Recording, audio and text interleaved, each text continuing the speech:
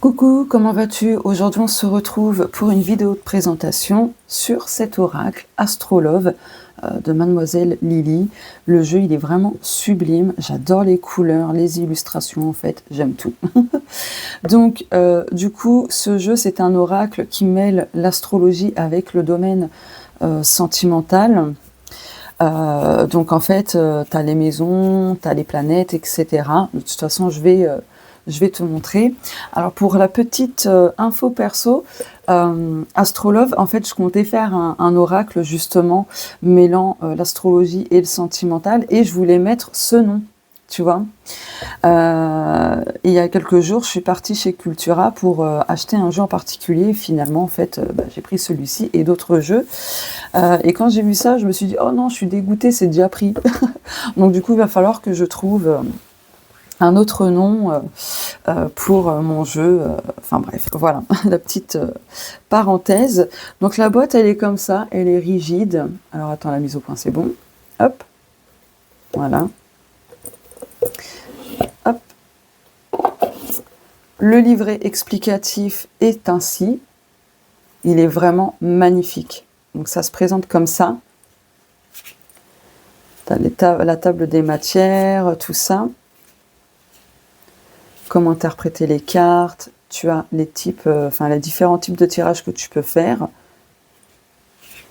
Oh là là, regarde-moi ça comme c'est beau. Franchement, c'est magnifique. J'adore. C'est hyper coloré. C'est trop beau. Donc là, du coup, tu as les significations par carte. Voilà. Donc c'est vraiment super top. Bon, personnellement, moi, j'utilise jamais les livrets explicatifs. Donc voilà, mais après, si toi, t'en as besoin, franchement, je trouve que c'est assez complet comme interprétation. Donc ici, là, tu as le dos de deck, magnifique, très simple, mais magnifique. Les cartes sont souples, de bonne qualité.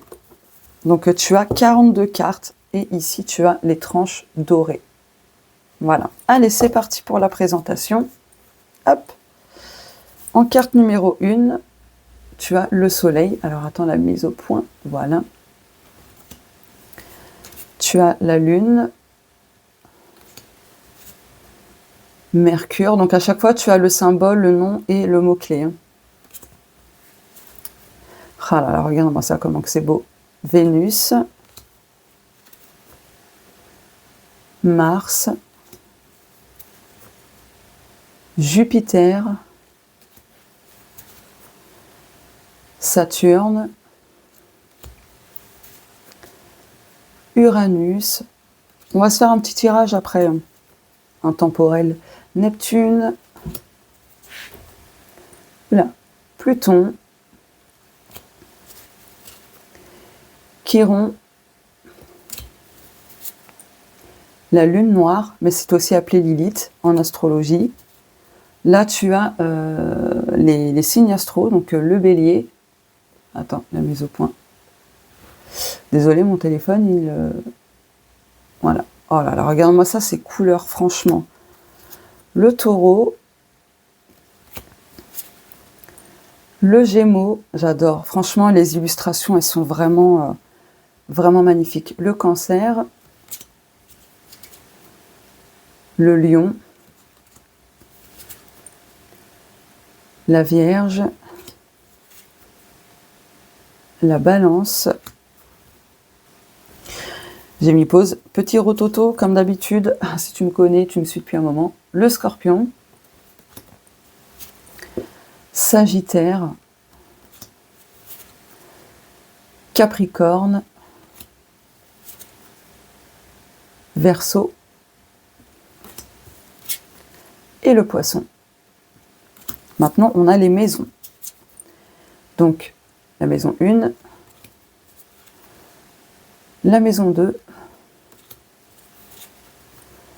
La maison 3. La maison 4. La maison 5. La maison 6.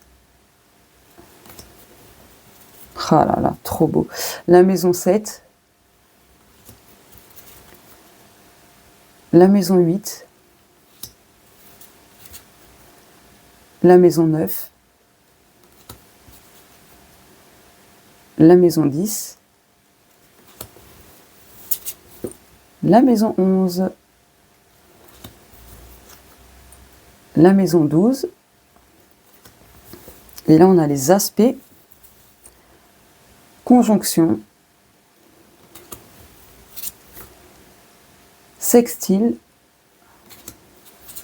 oula, le carré, le trigone, le quinconce, et la dernière carte, allez, l'opposition. Donc voilà, franchement je te le recommande, hein, parce que c'est vraiment, je trouve que le jeu il est très beau, il est vraiment agréable à regarder, à prendre en main aussi. Franchement je te le recommande. Voilà, il est au prix de 16,90 € seulement, tu vois. Donc voilà, allez, le petit tirage, oula, le petit tirage intemporel pour ta vie sentimentale, quelle que soit ta situation, tu adapteras. D'ailleurs, petite parenthèse, mais je vais aussi présenter prochainement l'Astro Crush et l'Astro Crush 2, du coup. Donc, jeux sentimentaux également. Allez, je mélange bien parce que comme le jeu, il est tout neuf. Voilà. Allez, le petit message intemporel pour la vie sentimentale du collectif de celles et ceux qui regardent et regarderont cette vidéo.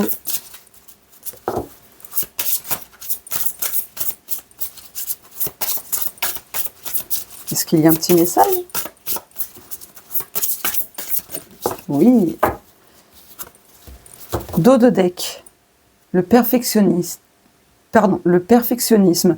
Donc là, dans un premier temps, on te dit, peu importe la situation amoureuse, les choses n'ont pas besoin d'être parfaites. Ta vie amoureuse n'a pas besoin de l'être, tu vois.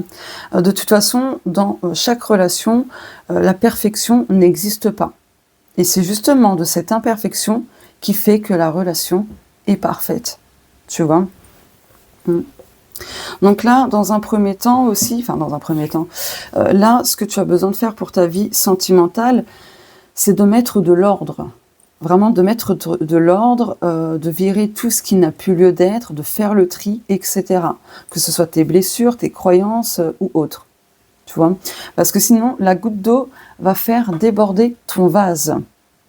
Tu vois, donc vraiment, fais le tri et lâche ce côté à vouloir une relation parfaite, l'homme ou la femme idéale, etc. L'homme ou la femme parfaite n'existe pas.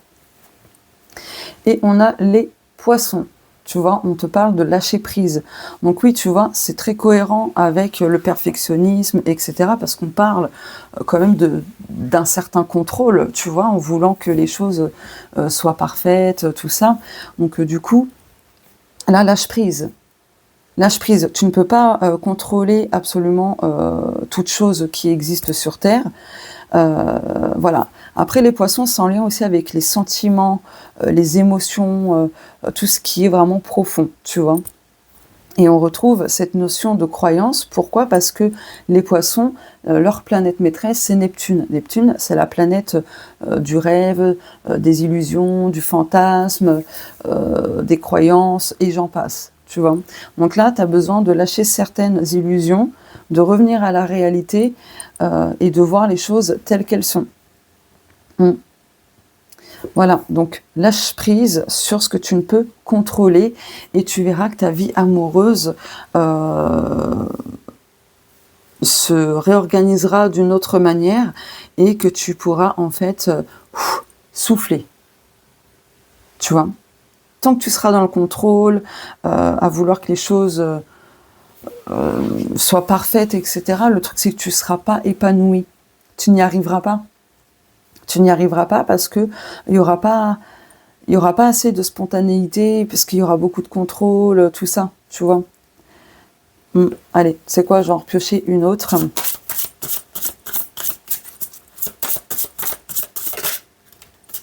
Bah tiens, la passion avec le lion. Eh oui, lâche prise. Laisse-toi surprendre. Vraiment, laisse-toi surprendre. Et là, tu vois, pour d'autres personnes, il y a des sentiments très profonds, des sentiments waouh, où la passion est vraiment forte. Le passé, et oui, tu as besoin de lâcher le passé, parce que là, du coup, tu vois, sur ce que je te disais avant, c'est en lien avec le passé. Là, c'est la maison 4, dans un thème astral. La maison 4, c'est justement le passé, le vécu, les traumas, l'inconscient, etc. Tu vois, tu as la clé déjà pour te sortir de ce passé.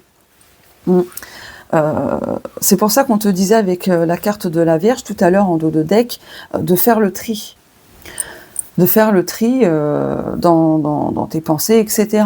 Parce que du coup, c'est en lien avec le passé, avec tes blessures passées, vis-à-vis de tes relations passées. Voilà. Et du coup, ça t'impacte encore dans ton présent. C'est pour ça on t'invite à lâcher prise. Parce que si tu es célibataire, si tu alimentes consciemment ou non le passé, tu auras du mal à trouver une relation où il y a beaucoup de passion, de respect, de stabilité, etc. Tu répéteras encore un même schéma. L'entourage, et oui. Il y a peut-être une influence qui provient de ton entourage, avec quelque chose qui s'est produit par le passé, et peut-être que les autres autour de toi t'ont influencé dans tes prises de décision. Tu vois pas ce que je veux dire? Bah voilà. Donc écoute-toi, si tu as besoin de te faire éclairer, guider, n'hésite pas à demander de l'aide pour y voir un peu plus clair, et les choses pourront reprendre leur route, si je puis dire, et les choses redeviendront beaucoup plus fluides, agréables, etc. Donc voilà pour toi, pour ce petit tirage intemporel avec l'Astrolove. Je te fais de gros bisous, on se retrouve pour d'autres vidéos de présentation, j'en prévois encore quelques-unes de vidéos, et puis pour des guidances collectives, tout ça, les événements astro, etc., etc. Voilà, je te fais de gros bisous, et prends soin de toi, c'est important, et on se dit à très vite sur la chaîne.